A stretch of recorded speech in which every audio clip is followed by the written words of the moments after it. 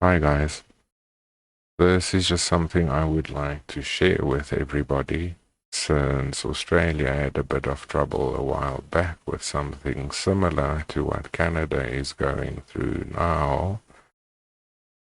I can only see it happening in other countries, and being in South Africa, I could see our government adopting something similarly. So, let's see. This video was done by Duchess Celestia. She is a Canadian artist that I followed for a while now, and I really like the way she stated things in this video. So let's start.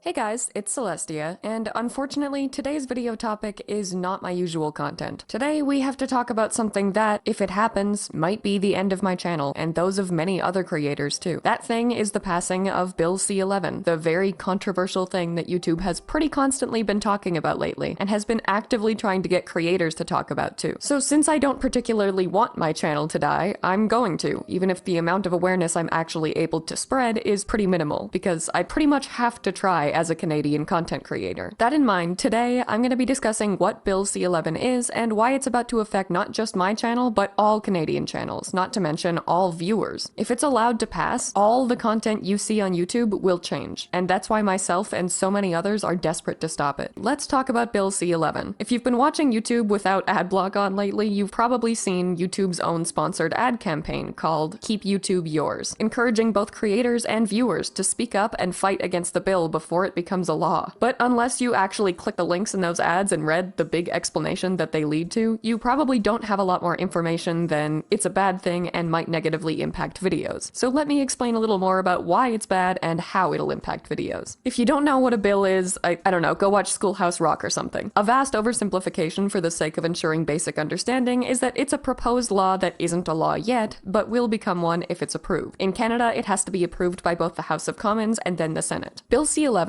also referred to as the Online Streaming Act, was proposed earlier this year, and it seeks to update, expand, and amend Canada's current Broadcasting Act. On paper, what those changes are supposed to do is ensure that Canadian content is adequately supported and promoted. Those in favor of it claim that the intention is to more effectively support the creation, promotion, and discoverability of Canadian content, which does sound like a good thing. But they're suggesting that to do so, we should give the CRTC, or the Canadian Radio, Television, and Telecommunications Commission, which I am not saying again, a shit ton more power, basically leaving it up to them to have the final say on how any Canadian-made content is presented to Canadian viewers online. Which means a lot of things, very few of which are good. So bear with my rambling ass here while I try to explain all of the problems with it. First of all, should the bill be passed, it would allow the CRTC to promote Canadian-made content much more heavily to Canadians than all other content. And okay, this might be a hot take that I'll get called an unpatriotic asshole for, but even just based on that alone, I take issue with this bill. As a Canadian, I don't care if the content I'm consuming is made by another Canadian. If I like a thing, I like it because of what it is, not the nationality of the person who made it. I'm sure there are a lot of much more patriotic Canadians out there than me that would probably strongly disagree. But in my personal opinion, I don't want Canadian content pushed to me more than other content because I don't care if it's Canadian. I care if it's similar to the other content I enjoy, which is why I trust the algorithms of the platforms that I consume that content on to suggest it to me, not the Canadian government. Now, in fairness, there is a little more to that makes it vaguely more compelling, because their goal is also partially to maintain jobs for Canadians in media. Basically, in order for the CRTC to promote Canadian-made content under Bill C11, that content has to meet their standards for being Canadian enough. CanCon, or Canadian content, which is what this bill would be prioritizing promoting, has to meet certain criteria established by the CRTC in order to be certified, using a point system that literally determines how Canadian it is. There's something really funny about that to me, but moving on. These requirements are as follows. The producer must be Canadian and is responsible for monitoring and making decisions pertaining to the program. The production earns a minimum of 6 out of 10 points based on the key creative functions that are performed by Canadians, at least one of either the director or screenwriter positions, and at least one of the 2 lead performers must be Canadian. And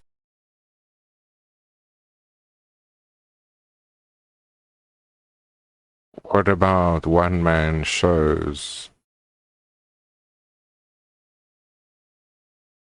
a minimum of 75% of program expenses and 75% of post-production expenses are paid for services provided by Canadians or Canadian companies. Basically, the goal of establishing these standards is to make sure that companies are adequately incentivized to employ Canadian citizens in their projects, which secures more Canadian jobs throughout media even when outsourcing may have otherwise been cheaper, and even when modern media is so majorly dominated by American talent. And in that regard, I completely understand that that aspect of the bill's intentions are good. And you don't have to be uber patriotic or wanting to see only Canadian content out of sheer love for the good old maple leaf to see value in it, because it's also about maintaining equal employment opportunities for Canadians in a market that may not otherwise allow for it. That said, it's one thing to make Canadian cable TV companies prioritize TV shows that qualify as CanCon, or even to force Netflix to promote more CanCon shows and movies to Canadians. It's another thing entirely for the Canadian government to try to force YouTube to promote Canadian content over other content, and to force Canadian content creators to meet CanCon certification requirements, which is shitty for two primary reasons. One, people like me who are just individual Canadian creators running their channels alone should not have to meet government requirements to be certified as Canadian enough to be promoted. We are not people who would stand to benefit from this bill because there is literally no benefit to the government being able to police all Canadian creators' content as if their channels are proper businesses to the same degree as they police major broadcasting companies' content. If I want to post a video where I ramble about anime art for 25 minutes, I shouldn't have to prove to the government that the vast majority of the things I used for that video were made or provided by Canadians, nor should they have to be at all. I don't use Canadian-made background music, or a Canadian-made microphone, or a Canadian-made editing program, or feature exclusively Canadian collaborators, and I'm not a business or a media broadcasting company, so why should I have to? I'm just one person trying to make content I love, and I don't want to have to comply with government regulations for every single video I post just to have it not suppressed. It doesn't benefit anyone in terms of maintaining Canadian jobs either, because this criteria only protects jobs in the specific circumstances met by huge media broadcasting companies, which are already held to them now, without this bill, by the current Broadcasting Act. Individual creators don't always have the resources to meet all of these requirements either, and are effectively being forced to unfairly compete with all of those media giants that do.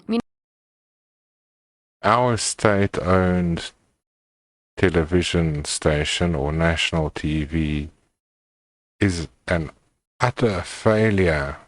They are sinking as faster than I can even explain, but anyway, they would love to control independent creators. Meaning that the content produced by those media giants would then be unfairly prioritized over the content produced by small creators. Now, based on the bill's verbiage and the statements made by those proposing and supporting it, it isn't intended to be used against small creators. In fact, the government claims explicitly that this bill is not intended to regulate user-generated content, that being content created by a user of a social media platform and not that of a production company. They claim that the intention is only to regulate the promotion and certification of content made by production companies, not anything made by individual creators. That said, they also made absolutely no distinction between amateur production and professional production, and because of the nature of YouTube itself, that's a problem. YouTube is a platform where professional music videos are hosted, and you can buy and rent professionally produced movies and TV shows. But it's also a platform where I can post a video about my slow descent into madness because I realized every Denny's restaurant is a liminal space, and you can watch it, or not watch it, if you value your own time at all whatsoever. The point is that professional content is broadcasted and promoted alongside amateur content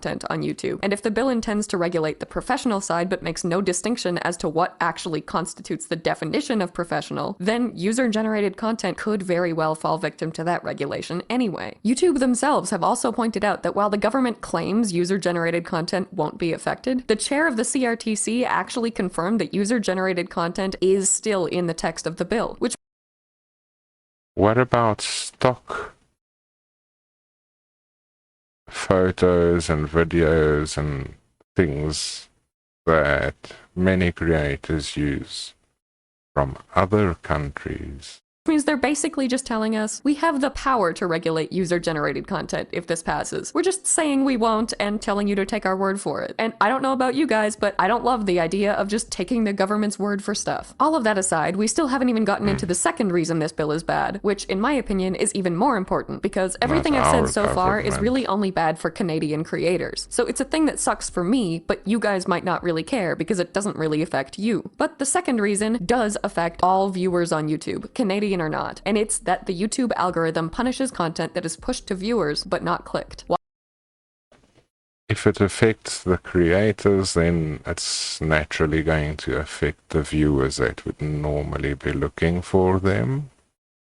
Why is that bad? It's not. I bitch about the algorithm my fair share, but it is pretty effective. The problem isn't the algorithm here, it's how this bill is going to royally screw it up. So basically, YouTube recommends you a very carefully curated selection of videos based on the content that you normally watch and engage positively with, suggesting you stuff that it thinks you'll like based on what it thinks you've liked so far. If it suggests you a video and you go long enough without clicking it, it stops suggesting you that video, and eventually all or most content from that channel. If a video is suggested to a lot of people that don't end up engaging with it, the algorithm does not pick up that video, leading YouTube to suggest it to far less viewers than it otherwise would have. It's a very delicate balance that YouTube has spent a very long time developing and maintaining, and while it is flawed at times and certainly not perfect, it does its job. But if Bill C11 is passed, the CRTC will have the power to completely change that algorithm. They'll have the ability to override that delicate algorithmic balance and say, don't suggest what the viewer wants to see, suggest Canadian content. And to what extent they'll be able to do so, we don't know. We don't know if they'll say, here's 2 videos talking about the same thing, a topic that that viewer is already interested in, so promote the one that's Canadian made rather than the one that isn't. Or if they'll say, that viewer likes gaming content, recommend them this completely unrelated video about cats because a Canadian made it. We have no idea how much control they'll choose to exert, or how much they'll screw up the algorithm as a result. But the bottom line is that in this case, any change is bad change. Now, you might be thinking, you said this affects all viewers, but doesn't that just affect Canadian viewers? Well, technically, yes. Technically, the CRTC will only be able to regulate the algorithm of Canadian viewers. But if the CRTC decides to recommend a video that's completely irrelevant to a significant number of viewers because it isn't the kind of content they normally watch, but was made by a Canadian, that video will be clicked significantly less often than it would be if it were recommended to its normal audience, leading the algorithm to think that it's tanking and decide to not recommend it to anyone. This means that if the CRTC sends a bunch of Canadian viewers who like makeup tutorials, a bunch of dark web deep dives made by Canadians, not only will Canadian viewers not get the content they actually want to see, but those dark web deep dives will be suppressed in the algorithm just because they were pushed to a target audience that wasn't theirs. So basically, if a bunch of Canadian viewers have their algorithms completely screwed up and get recommended content they won't like just because it's CanCon, that means that viewers all around the world will not have those videos recommended to them either, just because those original Canadian viewers absolutely demolished them in the algorithm by no fault of their own. So because the algorithm is global, Canadian government regulation will have global consequences. And it's If that happens, yeah, and there are things other than the poverty, but projects like our community development projects that we're working on, I create content so that we can draw international attention. It's not really going to help sharing it with the locals that already know what poverty they are in. It's not just that, either. Other creators and commenters alike have brought up the very valid point that if Canada is able to pass this bill, what's stopping other countries from following suit and doing the same? What's stopping every country from then promoting their own citizens' content over all other content, effectively policing what people are able to see online based on the nationality of the creator that made it and the viewer seeing it? It sets a very dangerous precedent, and there's just absolutely no justification for it being allowed to happen. It sounds very much like they are trying to put up borders on the internet. Pretty soon we're going to need passes to see information from other countries, like a passport.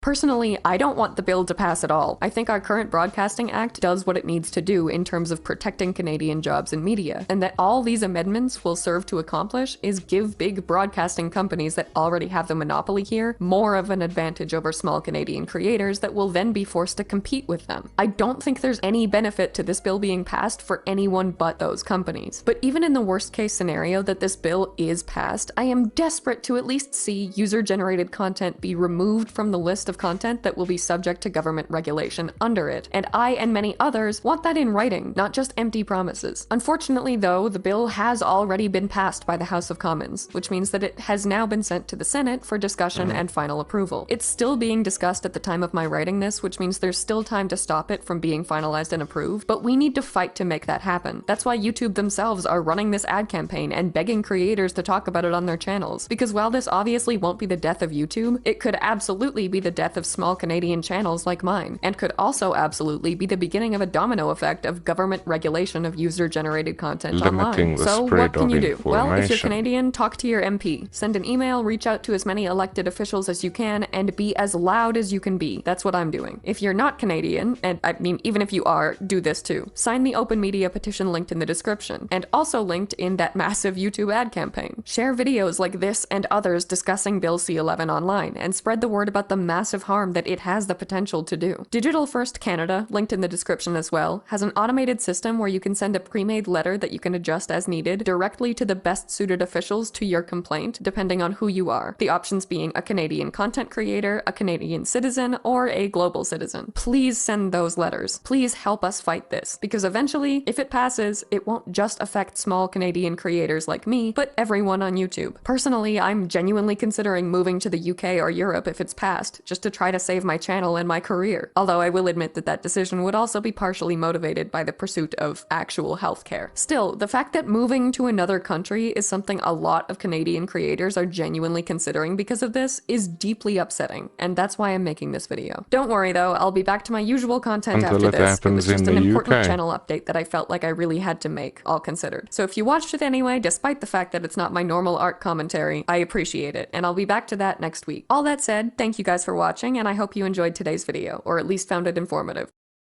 Well, there you have it. Something to think about. I am going to drop Duchess Celestia's links in my video description below. Please go and give her a like on this video and subscribe to her channel, as well as maybe sign the petition to help them prevent this bill from passing, because if it can happen in Canada, it can happen anywhere. Thanks guys. See you soon.